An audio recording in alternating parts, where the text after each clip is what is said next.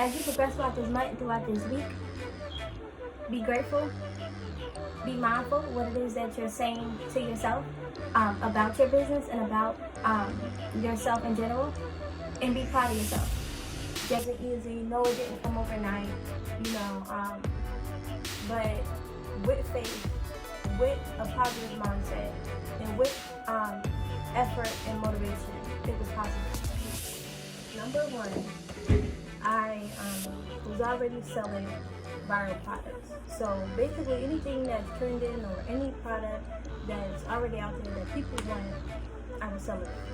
That's the great thing about selling viral products, is that you're going to attract people who want what you have to sell. So it's not really like you have to really do anything in order for them to come, because the product that you're selling, they want. It's similar to if you were selling lashes. If there's a need, there's a want, and if they feel like, your product page is good and things like that, and they feel like you are a trustworthy person to spend them anyway.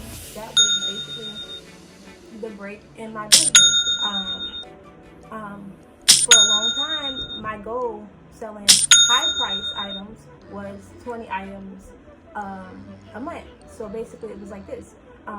Every product will be probably about $100. So, I set that goal for myself. So I'm setting myself to a certain standard. And I think in business, that's one of the most important things, is that you are going to only increase as far as you allow yourself to go. So if you set yourself at a limit of, just $1,000, or set your limit to just $2,000, $3,000. I had to learn that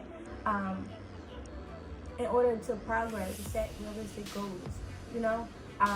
You're not really thinking about what nobody else is doing. You're just focused on yourself and what it is that you need to do in order to get to the next level. So I started to look for more custom vinyl products.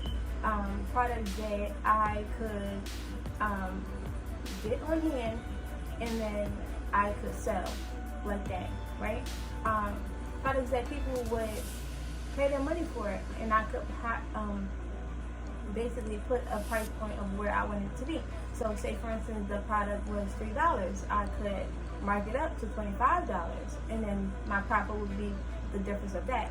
And in that way, it would allow me to basically be more in tune with my business. I felt like at the time, shipping it directly from the manufacturer wasn't something that I felt was close to me. So it was me wanting to get more finished products, wanting to be more hands-on, and also get a more experience with my online store. For the last 2 years, it was more so drop shipping. I was writing down my goals, writing out things that I wanted to happen, setting myself up for that.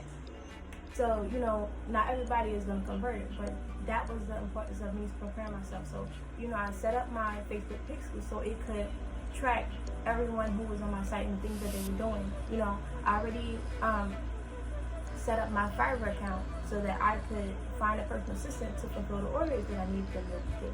So, during that time, it was high purchase volume, of course, and then there was the coronavirus outbreak that happened. So, I had to make sure that I'm emailing my customers, I'm letting them know the updates, the delays, and things like that. Of course, it's out of your control, but at the end of the day, being a business owner, you have to be willing to be prepared for anything.